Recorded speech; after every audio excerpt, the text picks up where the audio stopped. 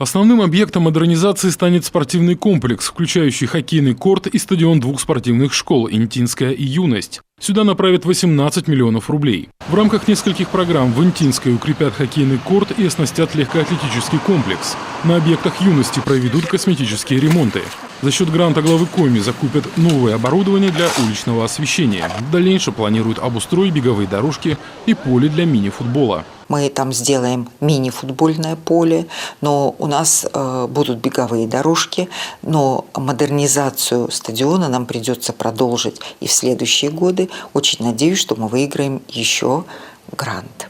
Преобразятся центральные улицы города. Работы по благоустройству и подготовке праздничных мероприятий находятся в самой активной стадии. Уже сейчас идет ремонт прилегающей территории Центральной библиотеки. Вскоре начнутся работы и на пешеходной части улицы Кирова. А вы видите, что здесь будут фонари? Вот они. Нет, этого не заметил еще. Не заметили? Нет. И будут стоять скамейки с урнами, 4 скамейки с урнами. Мы хотим, чтобы, здесь такая проходная территория. Завершены аукционы по приобретению световых конструкций для вечерней программы в День Республики, на пошив национальных костюмов для фестиваля национальностей «Искусство жить вместе» и ярмарочных домиков для Интинского Арбата. Национально-культурное общество Инты вот-вот получит микроавтобус. В День Республики у нас в Инте будет фейерверк.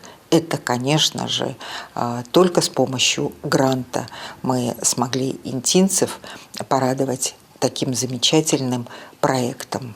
Продолжаются работы по благоустройству парка культуры и отдыха в рамках проекта формирования комфортной городской среды. Здесь, как сообщает мэр, появится несколько тематических площадок – детская, игровая и спортивная. Также будет оборудовано место для выгула собак, отремонтируют автомобильные и подвесные мосты на остров. Алексей Корчма, Наталья Думих, Евгений Михалкович, телеканал Юрган, Инта.